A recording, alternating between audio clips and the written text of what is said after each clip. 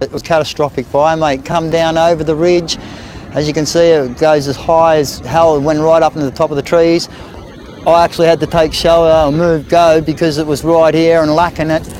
I sprayed this with fire retardant and hosed and hosed and hosed, drained my dams, and I just hung here for the majority of the whole night. So yeah, I basically saved my home. And when I was standing here hosing, look, my hair's all singed, and yeah, it was right here above. Look, it's that high, bearing down on me. It was like an inferno. It was like the apocalypse, mate. It was like hell on earth. I really feel sorry for so many people. There's so many nice people that it's carnage, mate. Every second house on this road's gone. The whole of Fricka Road's gone.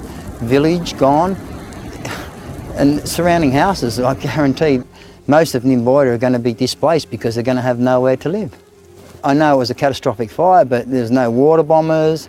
I actually had no one come up here to notify me. I got it on a text, but I lost my phone, so. Agenda 21 strikes again. The people down under are living through hell on earth. Words cannot describe the devastation, the horror that people are going through right now, and it's only just begun. Since late October, people in Sydney, Australia, have been living a nightmare. They've been living in a gas chamber, ladies and gentlemen. And if you haven't ever experienced what that's like, you should try that out before you think that it's not a big deal. It's all you can think about when the situation looks like this out there. And we're starting to see more and more situations like this.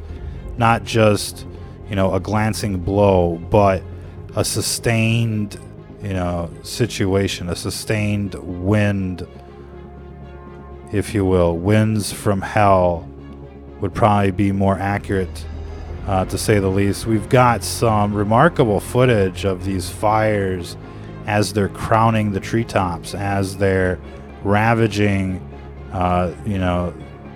nature, if you will. And you really have to think about these poor little animals that are getting wiped out in these fires. And, some of them run away. Some of them don't, like the little koala bears. They just hug the trees, ladies and gentlemen. It's truly a sad situation, and it's happening, around the world. And these are, the flames of hell. You can see, faces of demons in these flames, the netherworld, if you will. And look, you could spend quite a bit of time discussing the nature of what we're looking at here. And I think, we will discuss a little bit of it. What do these flames represent? What do these scenes represent? Well, it's obviously not a good sign. It's not what you want to see. And it mirrors the devolution of society. It mirrors the devolution of society. As society becomes more like Sodom and Gomorrah, we see more and more scenes like this. And, we're definitely up against the forces of evil. We're up against, this army of the devil that controls this new world order that is, brainwashing the masses out there through the television, through the schools, through the music, and the like. And as society devolves, we see more and more scenes like this.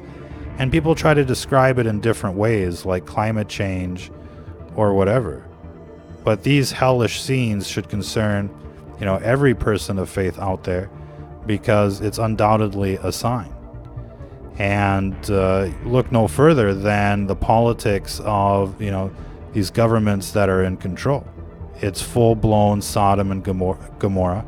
It's full-blown debauchery.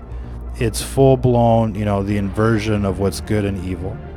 And, they want to, basically transform everything that's natural into something that is artificial and synthetic. And people should be paying attention to that. They're trying to destroy creation and replace it with some sort of, abomination. And it won't be long before we're dealing with cyborgs competing with cyborgs for jobs, competing with robots for jobs. You'll have to get the brain chip, otherwise you'll be out on the streets. You'll have to get that mark of the beast, or you won't be able to participate in this society, in this, new world order society. And everybody should be concerned, because it's gonna, suck everybody in like this fire tornado, and there'll be no escaping these fires of hell unless we act now, ladies and gentlemen. The time to resist isn't when they're bringing you into the gas chamber. The time to resist is before you get into the ghetto, for anybody that knows anything about history. It's a very interesting period of history, World War II. Everybody should check out that documentary, Hitler and the Occult. The reason that they were mass murderers wasn't because they were just cruel and unusual. They were, following their religion, the anti-Christian religion. The cult of death religion, skull and bones, if you will. And people are blissfully unprepared. They're trying to fight these fires with, garden hoses. And, these are the flames of hell. This is the New World Order, Agenda 21, the genocide, the eugenics programs coming at you. And people are spraying back with water hoses. Are you kidding me? Are you kidding me? People are going to need to wake up and think about this in a whole different way. We need the army out there taking down these death towers, arresting this New World Order, these people that are, rolling out the death programs and raping and killing little children. And, take your pick, as a reason to take a stand, whether it be the eugenics programs or whether it be, the Epstein case or the WikiLeaks, the Podesta files and the like. Take your pick. What is it that's going to get you off the couch, with at least a garden hose to fight back? It's certainly not your imagination. What they're putting in the food, the air, the water, the vaccines, it's not your imagination. These death towers that are showing up on everybody's block, it's not your imagination. And it's exactly what it looks like. It's exactly what you think it is. And it's exactly like the Georgia Guidestones. So people can, laugh and make fun of, these types of news reports. But we've been proven, correct time and time again. And it truly is hell on earth. You can see the faces in these fires, ladies and gentlemen. Pay attention. You'll be able to see faces in the flames. And, you see this quite often. Perhaps if you have a fireplace, you've seen this for yourselves. There truly is something weird about fire. There's truly something weird about what's going on in the world out there besides the television. Of course, the television is there to distract you and to deceive you. We'll get back into the faces in the fire, the Burning Man, if you will. But you can definitely see the spooky out there. And it doesn't get spookier than some of these places like Down Under. I mean, is that a terrible thing to say?